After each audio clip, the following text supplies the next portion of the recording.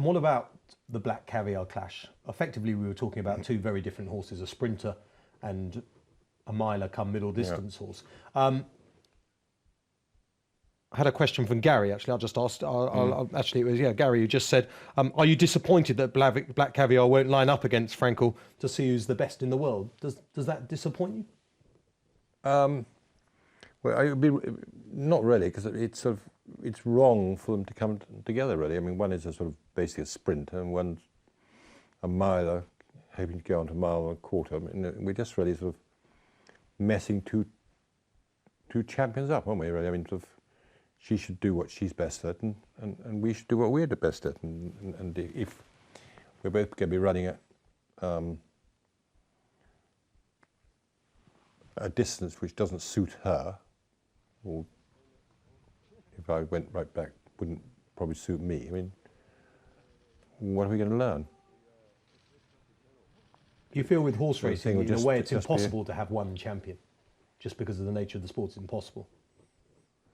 To have one champion? Well, to have, at the moment, Franco is the best horse in the world. But in reality, is it stupid to say that? Because who's to say that Frankel is a better horse than Fame and Glory, who wins the Ascot Gold Cup, or a better horse than Black Caviar, who wins the Gold Diamond Jubilee? Well, I don't know. I mean, it's difficult ratings, you know. I mean, in the world, it's very difficult to rate horses in different countries. And, you know, I mean, the racing is so different in different countries. I mean, is the racing in Australia as high class racing as in England, or vice versa? I mean, it's like sort of comparing generations. I don't think you can compare generations. I mean, at the moment, to me, Frankel is an amazing horse, you know? But I don't like compare generations. I mean, right, I don't know, but I've probably got a better idea than you. But I mean, been very lucky to have champions in the past. I mean, Howard Wallow, Boswell-Sham, Bolkonsky, or Chris. How were they were champions of their years. How would they? But they were different years, weren't they? All different years. And how would they actually compare with Frankel? They were very, very good. They were champions. He's a champion. Different generations. The opposition was different. Everything was different. Yeah?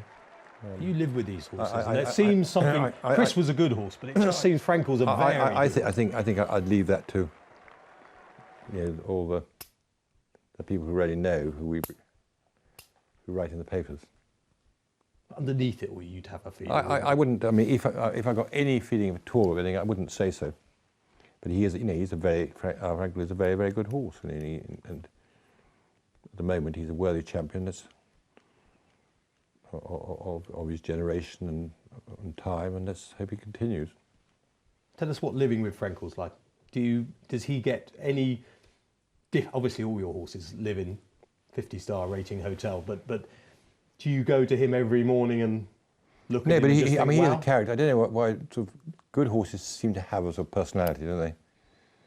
And he is sort of different. I mean, he's quite nosy. He's always looking at everything. And like good trainers. I mean, he's definitely a character. He's just not an entity.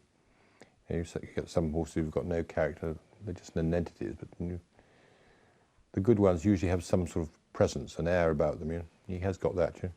And I suppose it grows and grows as he gets better and more successful, and he probably knows it too. I mean, you know. In what way, though, Sir Henry? Can you try and explain to us how he would show that to you? He's not a fool, I tell you. I mean, he's pretty intelligent. And, I mean, when he came, you know, at Ascot, when he came into that paddock, you know, when everybody clapped him, I mean, you could almost see that, you know, he was sort of appreciating things. You know?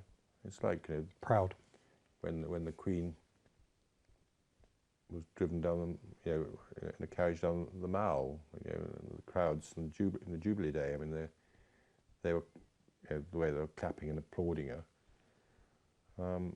You can see she appreciates it, and he does the same. I think if you also, you know, if you got beaten, you all started booing, he'd realise that too, and he'd probably be a bit sulky. Well, he doesn't know how to lose at the moment. Just tell us, of course, he did have a little setback earlier in the season. Indeed, some people even retired him. a few weeks back. He came back with that terrific win in the Lockinge where he looks better than ever. I mean, not all of us know exactly what happened during that setback. What actually went on? I think he was working on the grass and on Racecourse side, a lot across the flat towards the town.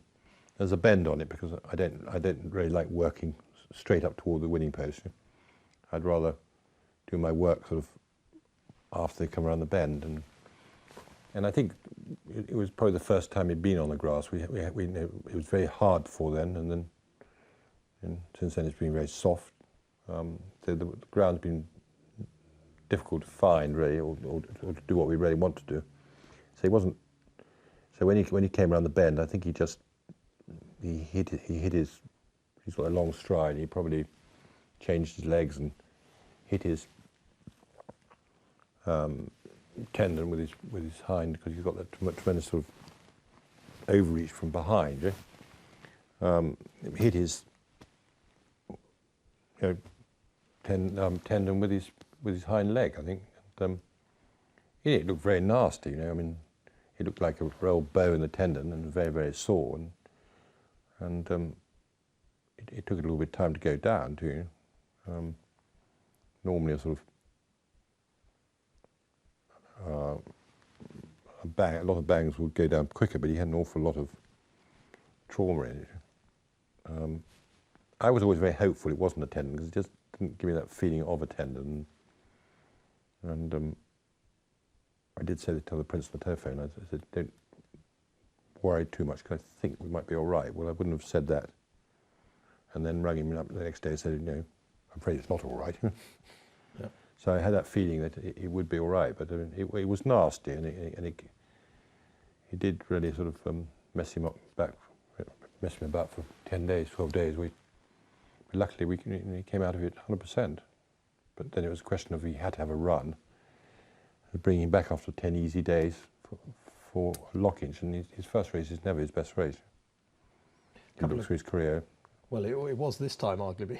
Yeah, I mean, he did really well, because it was a question whether we get him back to run it or not, never mind win it. Yeah? A couple of questions on what you've just said.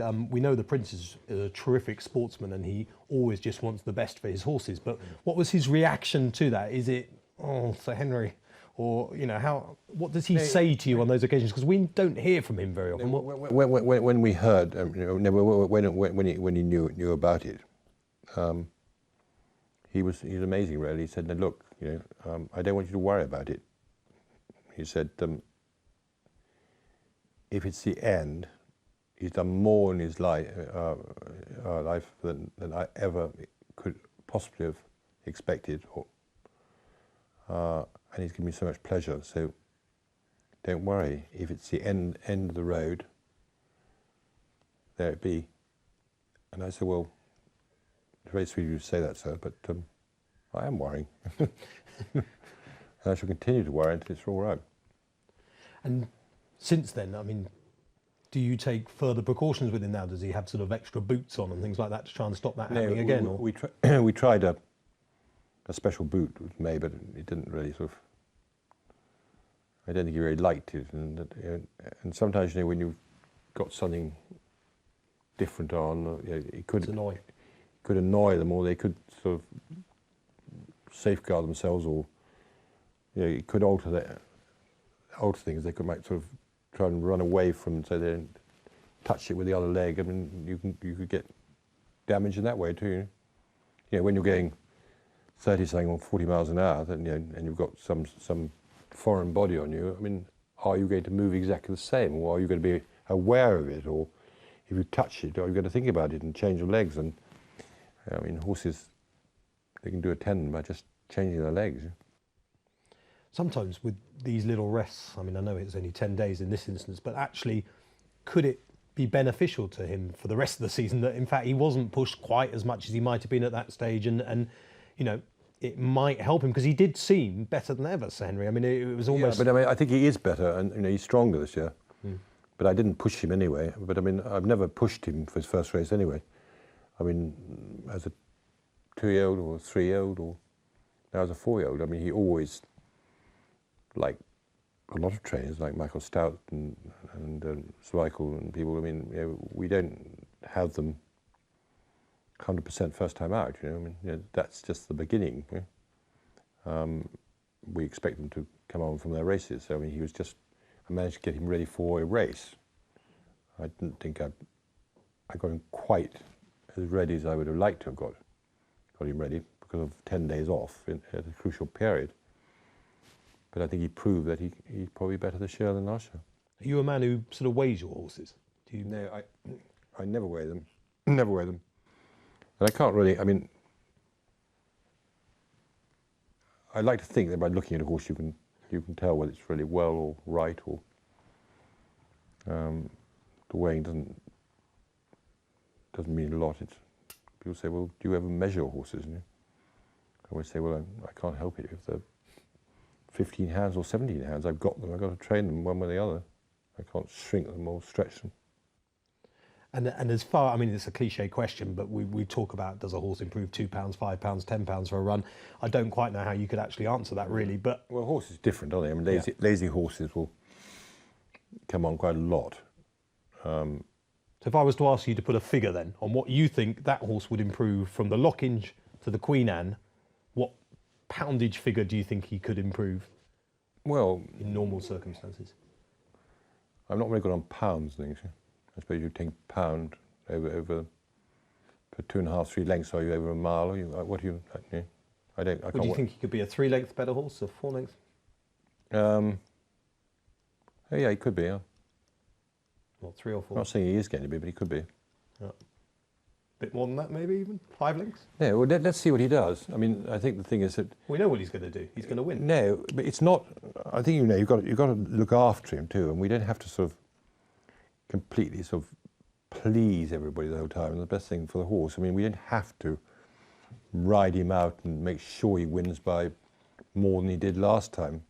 I mean, he's got some quite important engagements as the season goes on. The main thing is, as long as he can win well, let's hope he can win and win well. It doesn't matter if it's 2 lengths or it's 10 lengths.